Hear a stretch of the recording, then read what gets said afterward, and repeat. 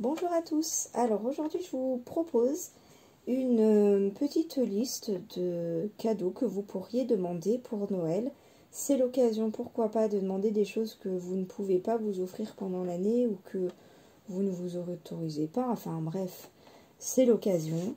Voilà, peut-être de demander soit un gros cadeau à plusieurs personnes ou...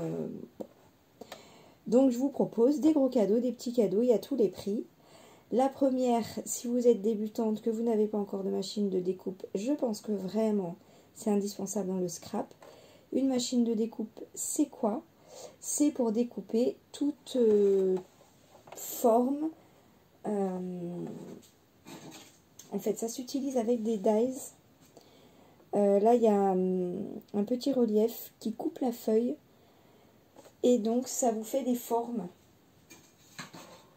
Donc là, je vous ai montré un dies pour faire des petites boîtes, comme ça.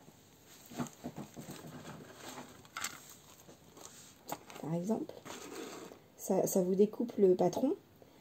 Et ensuite, il y a juste à plier pour faire ça. Mais par exemple, voilà. Ça, par exemple, ce sont des dies que j'ai acheté à Action. Ça vous permet de découper de la forme le papier. Donc après, il existe des milliers, je pense, en moins des centaines de formes différentes. Vous trouvez des animaux, des feuilles, des fleurs, tout ce que vous voulez. Des voitures, voilà. Donc, dans le scrap, on en utilise vraiment beaucoup. Donc, il existe des grandes machines de découpe. Ça, c'est le format A4. C'est la Big Shot. Il en existe des plus petites, il en existe d'autres marques. Bon, moi j'ai pris celle-là, ça me convient bien. Tout le monde vous dira que l'inconvénient c'est que les plaques s'usent très très vite. Je confirme. En fait, vous avez des plaques comme ça. Voilà. Vous mettez en sandwich le papier et le die. Vous pouvez mettre aussi qu'on appelle des classeurs d'embossage. C'est ça. En fait, si vous touchez, ça fait du relief. Voilà, là en plus il y a des dies pour découper en plus, mais ils sont pas tous comme ça. Vous mettez votre feuille à l'intérieur, vous mettez dans votre sandwich de plaques, vous passez dedans. En fait, il y a une manivelle. Les plaques avancent. C'est comme une grosse presse en fait. Et donc ça, là vous avez ça vous fait du relief, du papier en relief. Voilà. Hop. Donc on l'utilise énormément. Hein, la machine de découpe, je pense que si vous êtes passionné par le scrap, vous ne pouvez pas le regretter. Ensuite, j'essaie de faire par ordre de prix approximatif. Hein, mais celle-là, vous en trouvez des moins chères, des plus petites moins chères, bien sûr. Ensuite, l'achat que j'ai pas regretté, enfin tout ce que je vous montre évidemment sont des achats que je n'ai pas regrettés, sinon je vous les montrerai pas. La Cinch, donc il existe la Bendit Hall, c'est une toute petite machine donc qui prend moins de place, mais qui est plus petite aussi. Donc ça c'est pour faire des reliures en spirale, comme ça. Voilà. Donc on peut faire des albums, des cahiers, enfin voilà. J'ai acheté celle-là tout de suite, elle est plus chère c'est sûr, mais en fait la toute petite machine, elle vous fait pas beaucoup de trous. Donc si vous voulez faire un grand format comme ça, vous passez votre feuille, vous décalez, vous faites encore, vous décalez, vous faites encore. Celle-là, il n'y a pas le format A4, mais c'est beaucoup plus facile de perforer, donc vous perforez déjà beaucoup plus de trous d'un coup. Voilà, ça perfore comme ça. Et puis ensuite vous décalez votre feuille avec ce petit cran, vous calez la feuille et ça va dans la continuité. Et puis vous avez un système pour mettre des spirales et pour fermer les spirales. J'en suis très contente. Alors c'est pas une machine que j'utilise tous les jours, mais je l'utilise quand même régulièrement. Je la regrette pas du tout. Je fais quelques albums de temps en temps avec des spirales, mais c'est pas forcément ce que je fais le plus. Mais ce que je fais le plus, c'est des carnets. Je fais moi-même tous mes carnets. Donc je me fais des cahiers à spirale pour le travail, pour prendre des notes. Pour mes carnets perso aussi, où je note, ben voilà, on peut noter ses recettes, on peut noter ses notes de tous les jours, plein de choses. J'ai fait plein de petits carnets comme ça aussi pour mes enfants, pour mes neveux et nièces, enfin, vraiment. Du coup, je regrette pas du tout. Là, comme je commence mes vidéos, j'ai besoin d'un carnet pour justement prendre des notes sur quelques idées de vidéos que j'ai, mais il faut quand même que je liste certaines choses parce qu'il y en a beaucoup et je veux rien oublier. Bah, pas de souci, pas besoin d'aller en magasin. Je prends des papiers et hop, voilà, c'est fait. Donc, super achat. C'est un investissement. Je crois que je l'ai payé 120 €, il me semble, de mémoire. Après, c'est vrai que les prix peuvent varier facilement de 20, 30, 40 € des fois selon les magasins, les sites. C'est énorme. Mais moi, je vais toujours au moins cher. Hein. Alors, un achat qui est pas mal aussi, que je n'ai pas trop utilisé pour l'instant, un petit peu, mais que j'aime bien quand même, c'est la button press. C'est pour faire des badges. Donc des petits, des moyens, des grands. Il existe aussi de quoi faire des badges carrés. J'ai vu, bon moi perso ça m'intéresse pas, je préfère les ronds, mais ça existe. On peut les faire avec le petit brillant du badge ou en mat. En fait c'est juste un petit plastique qu'on met dessus, on n'est pas obligé d'utiliser. On peut les aimanter. Donc moi ce que j'aime bien faire avec le gros, il fait 5,8 cm. On n'est pas obligé de mettre la petite pince badge qui broche. On peut ne pas la mettre. On garde la partie plate. Ça, c'est une question que je me posais avant d'acheter la machine. Et on peut mettre un aimant. Et ce que j'ai adoré faire, c'est faire des badges avec des photos. J'ai mis des aimants et j'ai mis sur mon frigo. Et j'adore. Je vois les photos tous les jours et je suis trop contente. Et j'en ai offert à ma famille. Dans une carte de Noël, une carte de vœux, ben, ça se glisse facilement. Je trouve que c'est sympa. Et puis évidemment que pour les albums, on prend juste un papier de la collection. Hop, on a un badge assorti à nos papiers. Voilà, ça je trouve ça génial. Si on a des tout petits tampons avec des petites écritures, on peut même faire des badges avec des messages. Enfin voilà. Pour l'instant, je suis contente. J'utilise un peu quand même.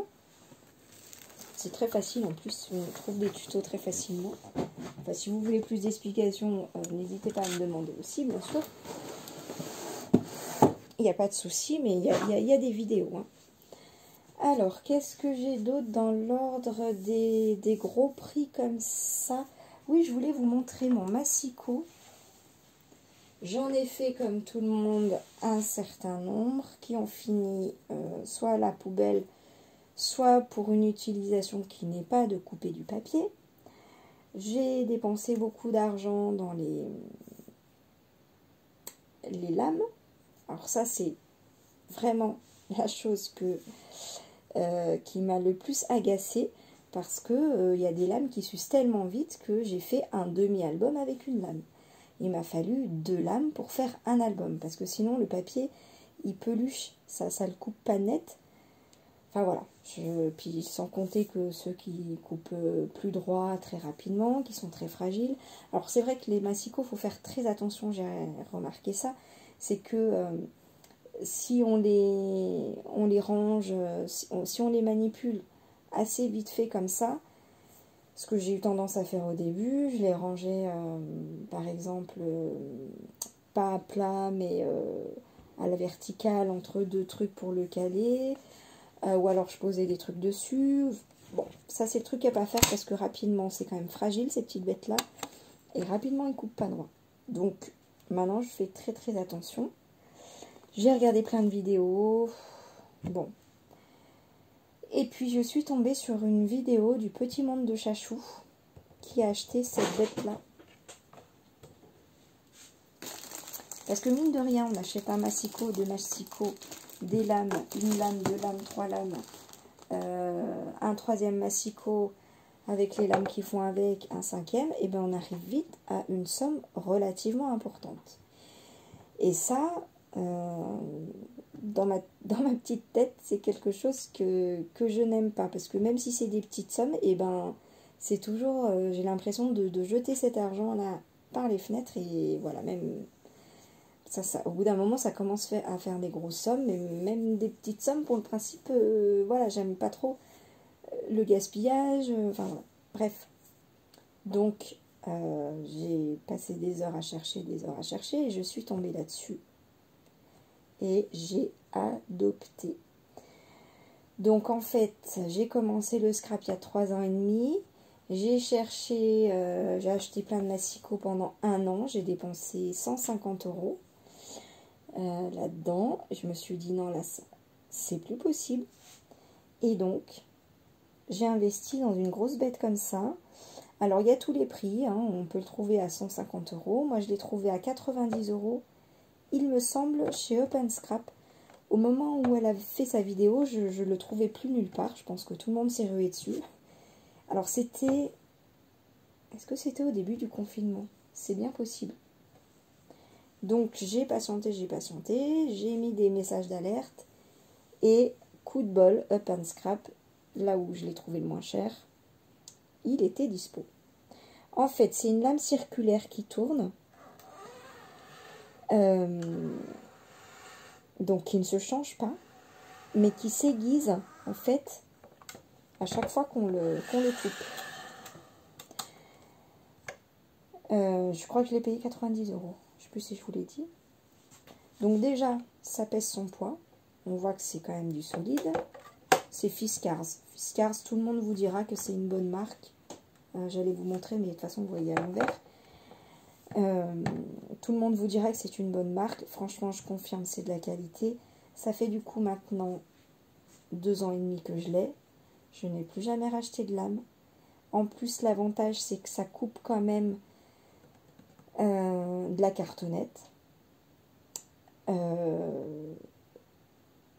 qui n'est pas négligeable. Les dimensions, bon, il est très stable.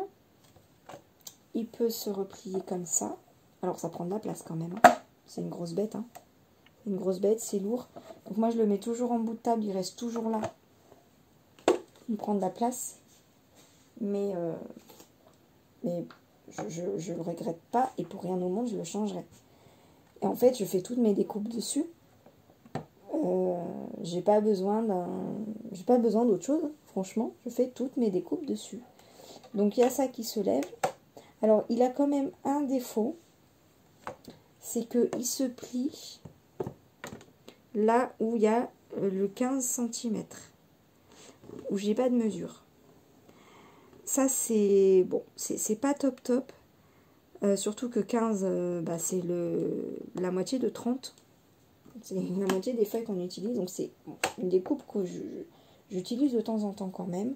Donc, ce que je fais, c'est que soit je marque au crayon, je me fais une petite marque. De toute façon, je mesure pas toujours. C'est souvent, je prends la marque sur mon travail. Je trouve que c'est plus précis finalement que de mesurer. C'est Eternity pour toujours qui faisait ça. Et je suis assez d'accord avec elle. Ça évite les erreurs. On est sûr de ne pas se tromper. Mais bon, quand même, des fois, c'est... Voilà, c'est la seule chose que je lui reproche parce que, bon, il est en inch, ça, moi, j'utilise pas, mais il y a les centimètres en bas, au milieu et en haut. Donc, ça, c'est génial. Voilà. Donc, je n'ai plus jamais racheté d'autres massicots, d'autres lames. Voilà. Alors, j'avais acheté avant ça. J'avais essayé la petite guillotine de Tonic Studio. J'en avais entendu beaucoup de bien. Voilà. J'ai essayé ça parce que il n'y a pas de lame. Donc je continue à l'utiliser. Alors ça, je pense que c'est moi qui m'a un peu malmené. le bras a dû... j'ai dû le bouger comme ça. Et il coupe plus très droit. Donc je m'aligne surtout sur les rainures là. Alors lui, il a quand même le défaut, c'est que les rainures là sont en inch. Donc ça, c'est pas top top. Mais je l'utilise quand même pour mes toutes petites découpes. Quand je fais des petits albums, que il me reste des petites découpes à faire, ou quand je veux découper mes photos, ou voilà, je l'utilise quand même. Je voyais que je l'ai là à portée de main. Bon, j'en suis... Voilà.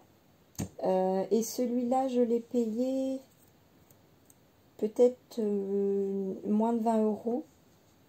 Moins de 30 euros. Je dirais 20 et quelques. Je l'avais pris à Horizon Créatif.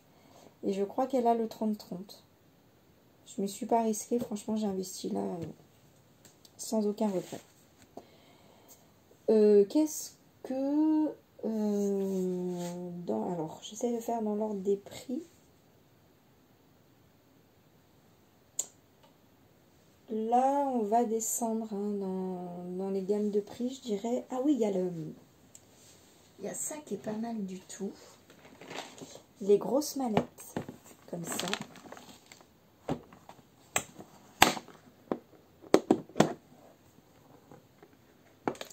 Remplies de petites boîtes. Alors, elles ont la taille des photos 15, 10-15.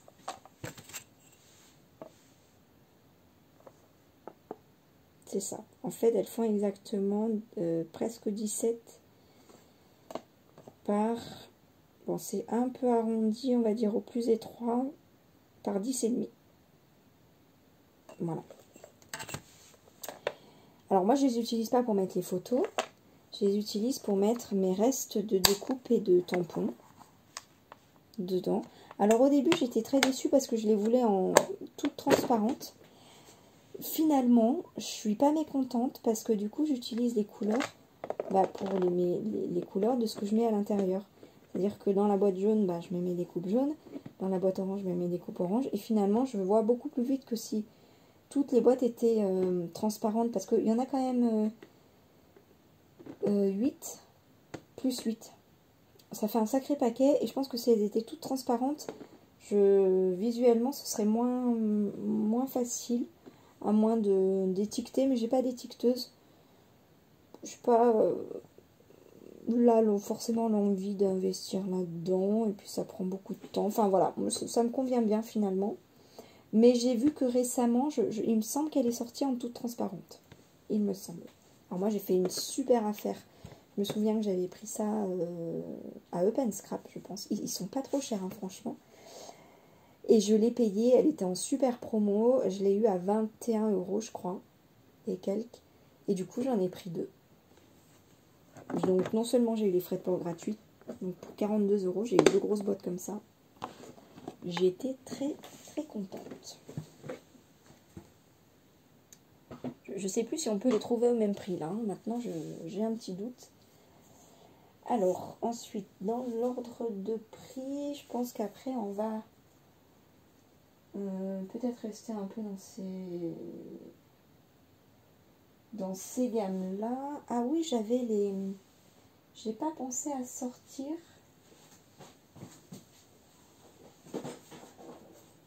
ça, c'est pas mal du tout.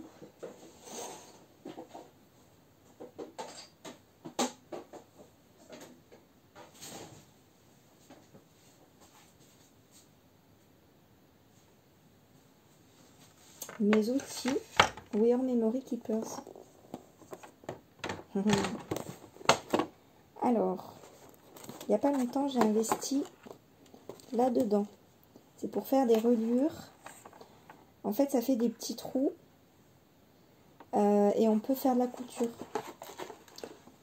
Alors, j'ai pas forcément envie de faire une reliure avec ça. Moi, j'ai surtout acheté pour... faire juste une couture autour de mes pages. Voilà, je pense que... Et voilà, c'est pas mal. J'en suis contente. Peut-être un peu cher, mais voilà. Ça, j'adore. Franchement. Alors, il faut prendre le coup de main quand même. Hein. J'ai regardé les tutos plusieurs fois. Et j'ai fait plusieurs essais avant de prendre le coup de main. C'est vrai qu'il faut bien le tenir dans un sens spécifique. Alors, j'avais peur pour mettre l'aiguille. Non, franchement, c'est très facile. Il y a tout ce qu'il faut à l'intérieur. Et en fait, ça s'utilise comme un stylo qu'on poinçonne. Mais bon, voilà. Après plusieurs essais, il faut prendre le coup de main. Mais franchement, très, très contente. Et ce qu'il y a de génial, c'est qu'il y a plusieurs motifs à l'intérieur déjà. Donc, on peut déjà, sans autre matériel, déjà commencer. Voilà. Donc, contente de ça. J'ai plus de place. J'ai sorti tellement de choses. Ça, c'est pour faire des petites pochettes. Comme ceci. Donc oui, j'en suis assez contente. Au départ, je l'avais acheté parce que je voulais ranger mes tampons dedans. Ce que j'ai commencé à faire, finalement, non, j'ai pas tout fait avec, mais c'est vrai que ça fait longtemps que je ne l'ai pas sorti. Après, j'ai vu des scrapeuses qui utilisent ça, qui mettent ça dans les albums. Et c'est vrai qu'il n'y a pas longtemps, je me suis dit, tiens, je pourrais reprendre l'idée puis faire la même chose. Donc, je pense que je vais la ressortir bientôt, à mon avis. Ça, j'avais pris ça pour faire des intercalaires. Donc ça, ouais, je l'ai un peu utilisé, surtout pour faire, quand je rajoute des intercalaires dans mes Happy Planner, par exemple. Parce que j'ai la perforatrice, que je peux vous montrer d'ailleurs. C'est une bonne idée de cadeau à mettre dans une wishlist aussi, c'est pas mal. Donc c'est surtout pour ça, en fait, que j'ai utilisé. Pour les albums aussi, pour finir une page, faire voilà, un petit... parce qu'on met des petits tags, des petites étiquettes, des petits... Voilà. Mince. Il y a des perforatrices. Bah d'ailleurs, je l'ai.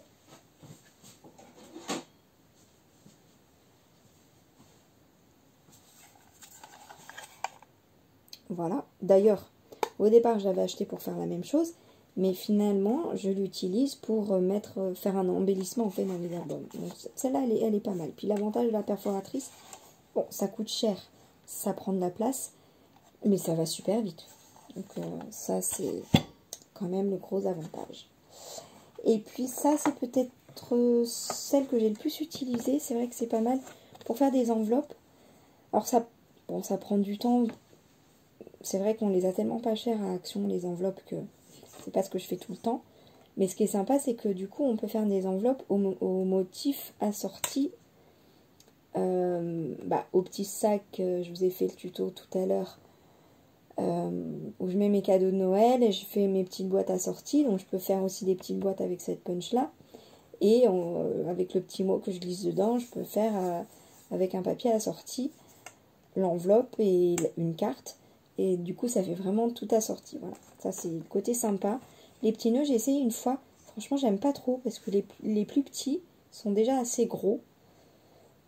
Et je sais pas où les mettre tellement c'est gros. Enfin, ouais, non. Ça, j'ai fait l'essai une fois, mais je l'ai donné à ma fille. Elle était très contente. Hein. Mais c'est pas forcément ce que j'utiliserai dans mon scrap. Je sais pas encore comment. Peut-être que je trouverai un jour. Hein. Ça, pourquoi pas. Alors, qu'est-ce que j'ai ensuite? Les planches à rainurer, c'est quand même pas mal pour faire des plis. Alors, j'ai quand même gardé, j'avais le Massico de Stampin' Up. Je l'ai acheté très rapidement.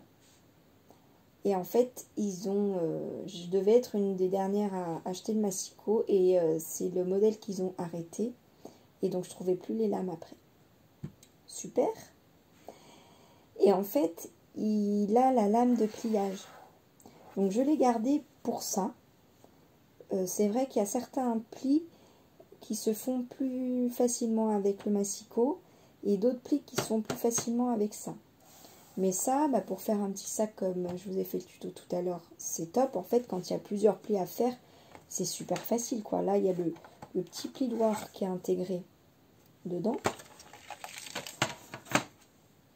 En fait, il est là. Hop. Et puis, ça se fait rapidement, quoi. On fait comme ça, on tourne la feuille. Enfin, c'est pratique.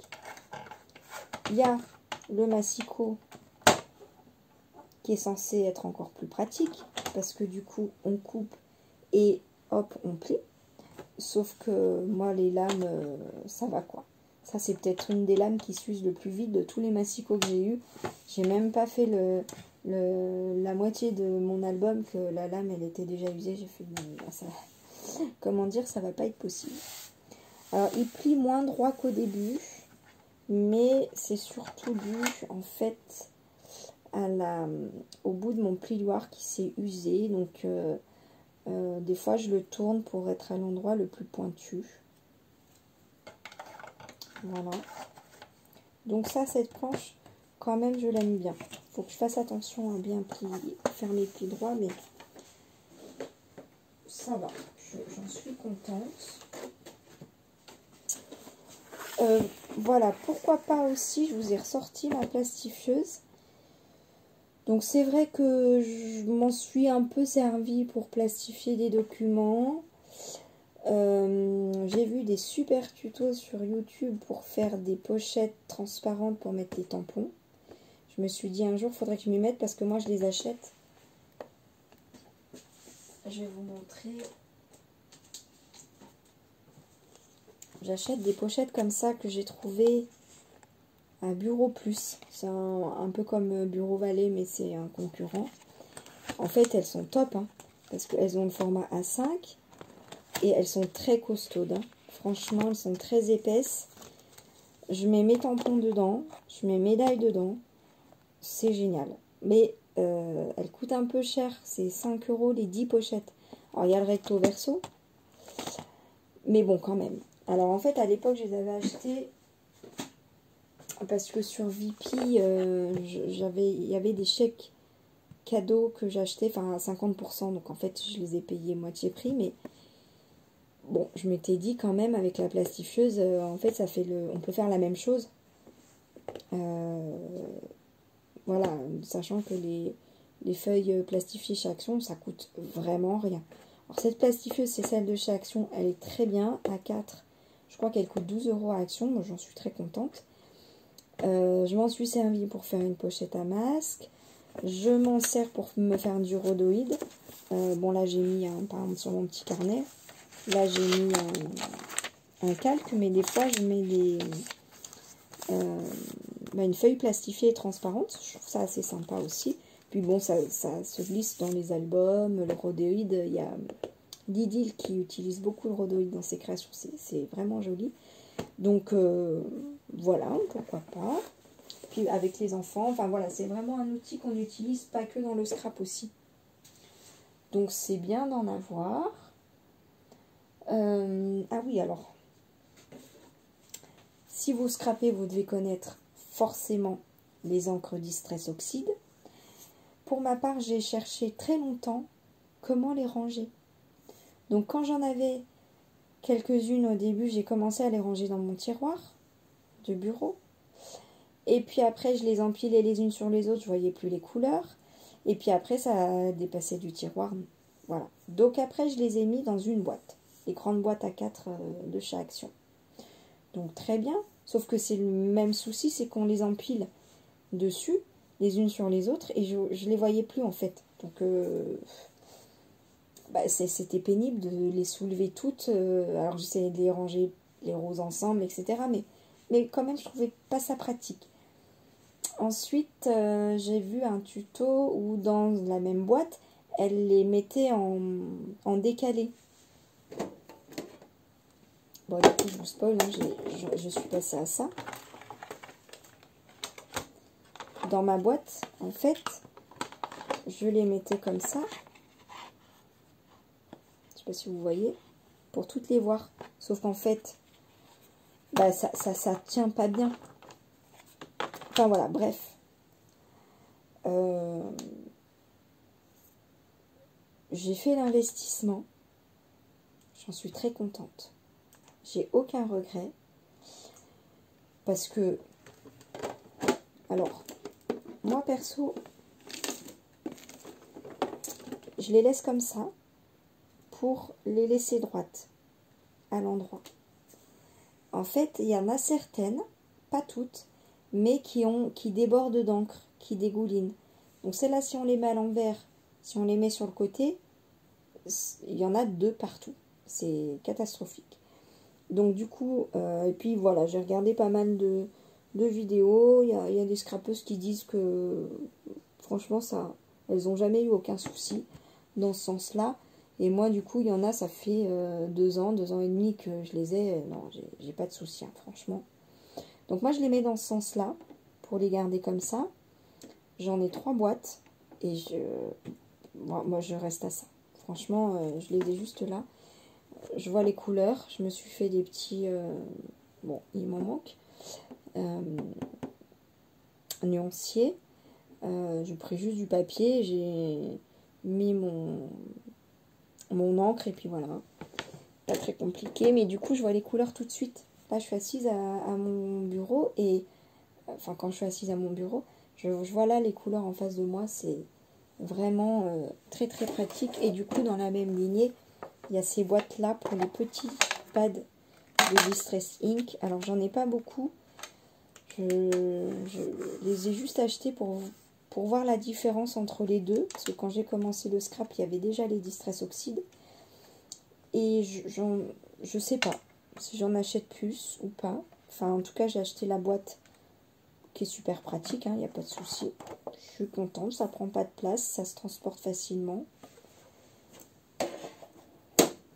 Voilà. Quoi d'autre qui peut être bien?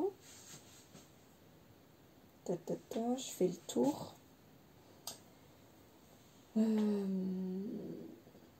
Qu'est-ce que je voulais vous montrer? Alors, je voulais vous montrer... Bon, ça, tout le monde en parle, de ces ciseaux. C'est vrai que la prise en main, elle est top. Il y a les doigts. On ne fait pas d'effort. Je sais qu'il y a des scrapeuses qui ont pas de force dans les mains. Et vraiment, ça ne demande pas d'effort. Il coupe très très bien. Alors, c'est pratique pour faire des coupes courtes et précises. Je m'en sers régulièrement quand même. Je m'en sers souvent. Hein. C'est peut-être pas tous les jours, mais toutes les semaines. Hein. Donc, voilà. Ça, c'est bien. Pour faire pour détourer mes motifs, mes tampons, j'utilise ces ciseaux-là. Voilà. Il y en a qui détourent avec celui-là. Alors, pour détourer, chacun utilise des ciseaux différents. Hein, j'ai remarqué. C'est vraiment avec quoi vous êtes le plus à l'aise et puis quel style de tampon vous détourez. Moi, je détourne avec ça. Je suis à l'aise avec ça. J'ai pas encore trouvé mes ciseaux idéaux, mais je vais y arriver. Voilà, avec ça, j'y arrive. Puis de toute façon, pour détourer, il faut... Plus on fait et plus on est à l'aise. Hein. Ça, il n'y a pas de secret. Au début, je me disais, oula, mais ça va pas être possible. Mais si, c'est possible. Il faut juste s'entraîner, commencer avec des tampons faciles. Et puis, ça vient tout seul. Je vous parlais des Distress Oxide tout à l'heure. Alors, j'ai commencé avec ça. J'ai acheté plein de mousse. Et puis, en fait, j'utilise encore. Je peux pas dire que j'ai acheté pour rien. Mais, clairement, je suis passée à ça. Alors, j'ai trouvé un kit. Je sais plus sur quel site. Peut-être Horizon Créatif. J'ai acheté un lot de 10. En fait, j'ai fait un essai avec une. Et en fait, quand vous prenez de l'encre avec la Distress et que vous mettez sur le papier, c'est vrai qu'il n'y a presque pas de traces. Et puis, en frottant comme ça, vous faites disparaître les quelques traces que vous avez. Ça n'a rien à voir avec les autres. Puis ça, après, pour nettoyer, vous frottez comme ça sur un papier blanc. Enfin, voilà. Donc il y en a des fines, voilà. Ça, alors il y en a qui ont essayé avec les brosses à maquillage de chez Action. Et puis voilà, il y a des scrapeuses qui comparent les deux et qui ont dit non, il n'y a pas photo. C'est pas mal pour commencer de prendre chez Action. Mais il n'y a pas photo, ça n'a rien à voir.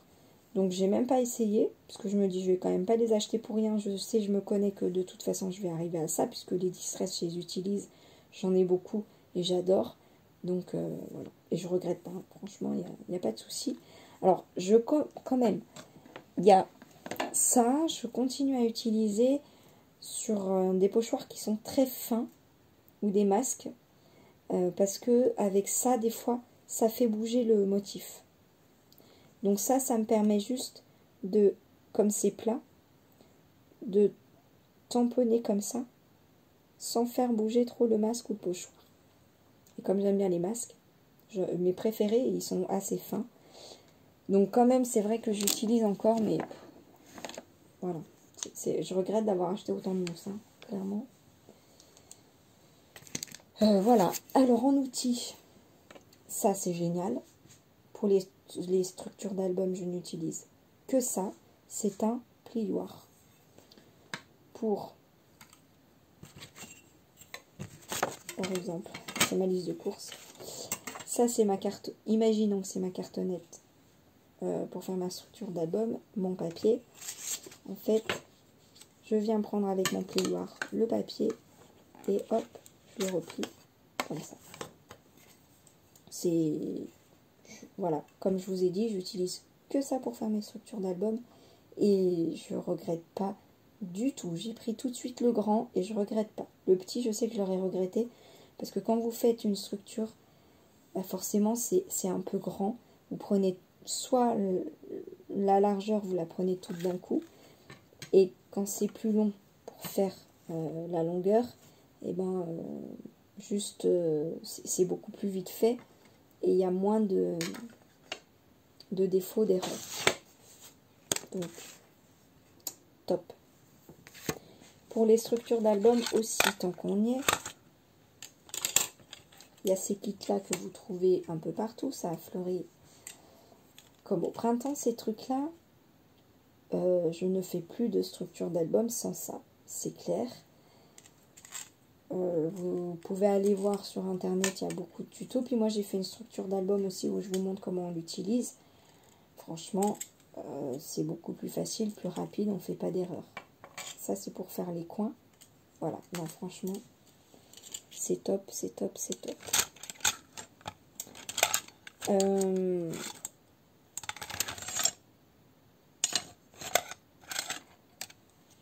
Ça, alors c'était un kit en fait. J'ai fait tout ça par un, mais j'ai acheté ensemble. Je sais plus pourquoi. J'avais vu quelqu'un les utiliser et donc j'ai acheté. Alors honnêtement, en fait c'est des petits bourrons, du plus grand au plus petit. Donc la pointe aiguille, c'est celle que j'utilise le plus. En fait j'utilise pour enlever les petits morceaux qui restent des die quand je fais mes découpes. Voilà. Mais des fois, ça m'est arrivé d'utiliser pour faire des petits trous au milieu d'une feuille ou des trous tout petits. Le trou est nickel, ça fait pas de traces. Des fois, j'utilise pour déboucher mes cols. Alors, après, je m'étais dit, d'ailleurs, j'ai acheté le tapis pour faire des fleurs, pour faire des formes. Et en fait, c'est ça qu'on utilise. Mais j'ai pas encore essayé. Un jour, je vais essayer. Mais ça, j'utilise quand même régulièrement. Autant les deux autres, non, franchement, non. Autant ça, oui, j'utilise quand même régulièrement.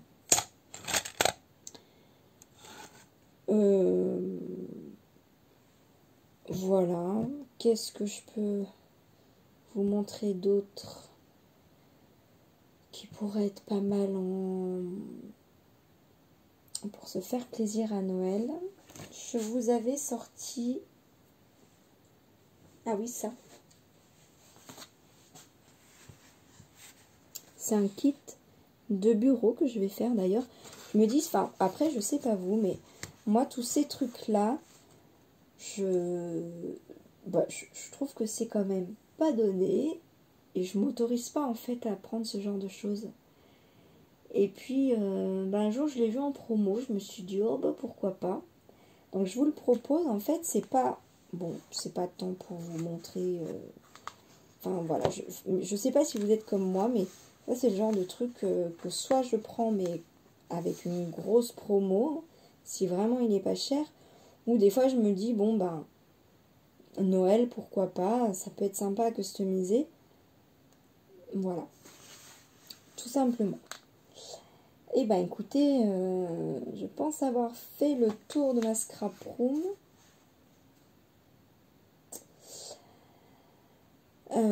C'est déjà pas mal, hein, vous me direz. C'est déjà pas mal. Ben voilà, et ben écoutez, sur ce... Ah oui, je vais peut-être vous montrer la perfo Mambi pour les Happy Planners.